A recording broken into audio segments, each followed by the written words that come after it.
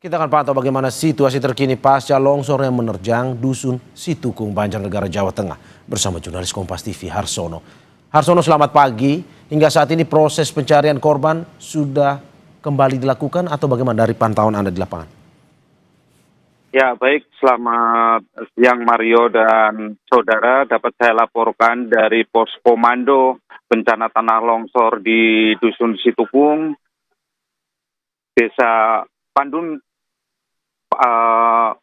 di Banjarnegara, Jawa Tengah ini dapat saya laporkan bahwa saat ini tim SAR gabungan masih terus melakukan upaya pencarian terhadap korban yang dilaporkan. Menurut data yang ada di posko ini sebanyak 26 korban yang masih dalam pencarian. Sementara korban meninggal seperti data yang sebelumnya saya laporkan bahwa korban meninggal masih sebanyak 2 orang. Dan data luka yang dirawat di rumah sakit ini sebanyak 8 korban.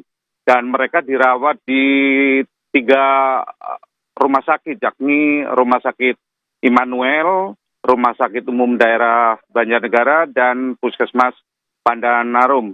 Sementara dari keterangan pihak BPBD, pada malam tadi para pengungsi yang ada di 3 tempat itu sudah ada yang terserang sakit begitu, dan sampai sekarang masih ditangani oleh tim medis. Nah, selain itu juga Mario, tim SAR gabungan hari ini menerjunkan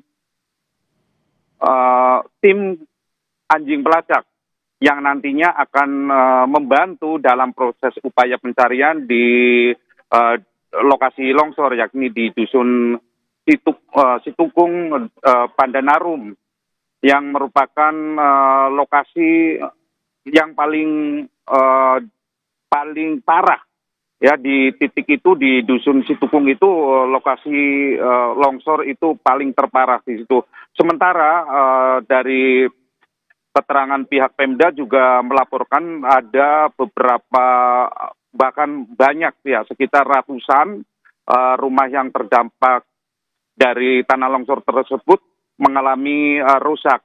Dan dicatat oleh pos bahwa sebanyak 48 rumah terbilang rusak berat, Mario.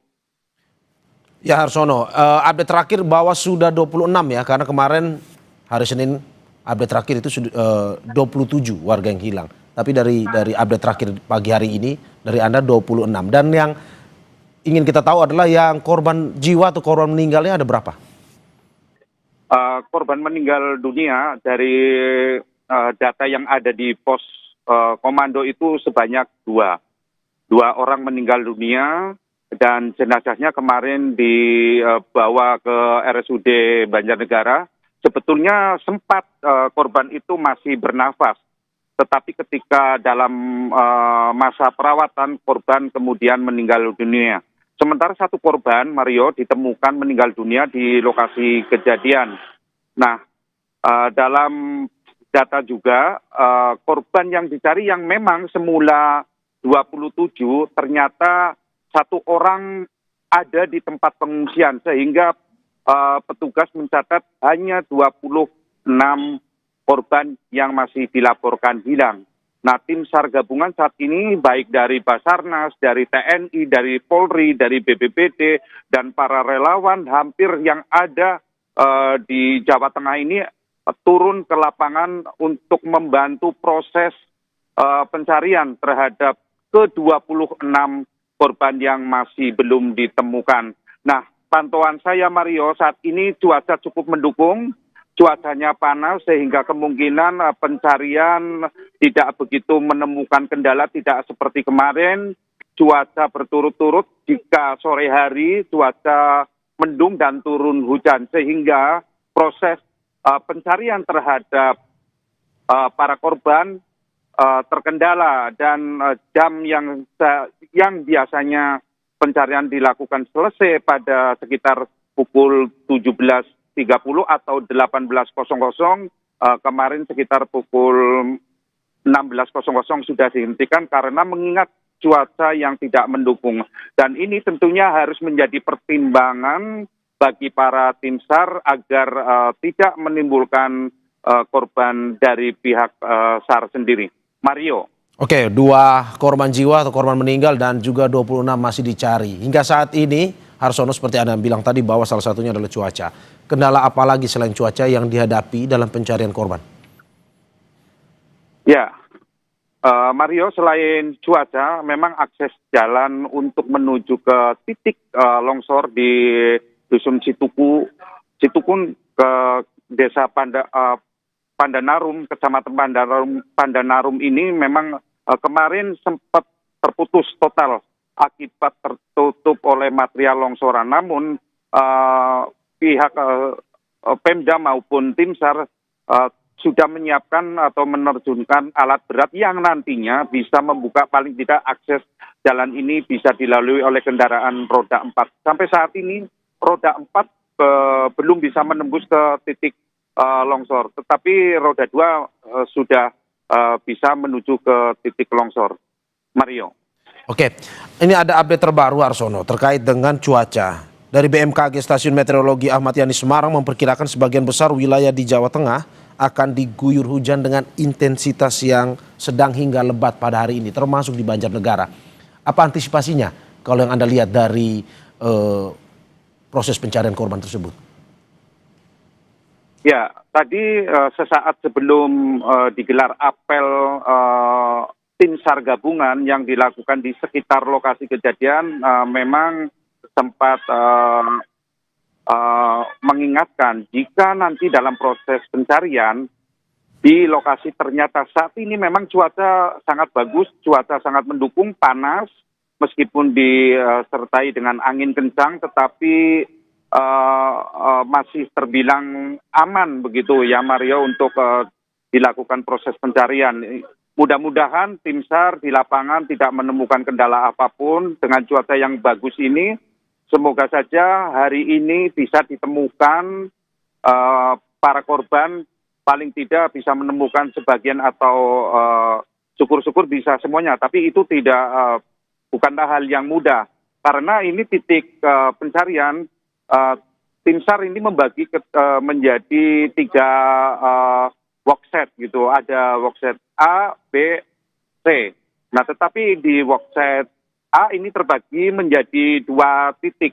Nah, ini melibatkan beberapa unsur yang jumlahnya mencapai ratusan. Begitu silih berganti jika merasa tim SAR sudah ada yang lelah, kemudian ada yang menggantikan secara terus-menerus begitu, Mario. Oke, Harsono, berarti Anda mau bilang bahwa jika intensitas hujan tinggi nantinya di wilayah Banjarnegara, maka kemungkinan proses pencarian akan dihentikan sementara, seperti itu ya? Ya, betul Mario. Tadi Kepala Kalaksa BPBD Kabupaten Banjarnegara, maksud kami Aji, itu menyatakan bahwa kalau dan pihak Basarnas sendiri, jika cuaca mendukung seperti ini terus, maka tim SAR akan terus melakukan pencarian hingga pukul 18.00. Tetapi jika nanti cuaca memburuk atau tidak mendukung, dan seperti 2 hari yang lalu cuaca di sini, jika sore hari turun hujan, Mario, sehingga tim SAR gabungan ini menghentikan pencarian atau proses pencarian terhadap ke-26 korban yang masih dinyatakan hilang, begitu Mario. Oke, Harsono, terakhir saya ingin tanya terkait dengan ratusan warga yang mengungsi hingga saat ini. Apakah sudah mendapatkan bantuan mungkin dari pemerintah, Pemprov Jateng, atau mungkin ada kabarnya Palang Merah Indonesia juga sudah memberikan bantuan kepada para pengungsi? Ya, memang jika kita pantau dari kemarin sejak kemarin sehari setelah peristiwa tragedi atau insiden musibah bencana tanah longsor ini, petugas langsung memberikan distribusi makanan, kebutuhan para pengungsi yang jumlahnya mencapai ratusan di sini. di di pos komando ini yang tempatnya berada di kantor kecamatan.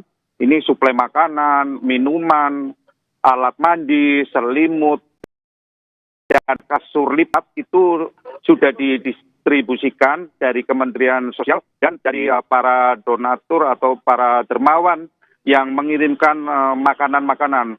Kalau kita pantau stok makanan, insya Allah di sini sangat cukup karena ini terus berdatangan bantuan dari berbagai daerah, dari berbagai elemen masyarakat. Nah, termasuk kebutuhan ada bantuan pakaian layak pakai yang sekarang juga masih terlihat menumpuk di posko komando ini. Nah, kita lihat sejumlah petugas juga selain memberikan kebutuhan pokok seperti makan, minuman, juga kebutuhan alat mandi seperti sikat, sabun, sampo, pasta gigi juga sudah tersedia di sini. Mario.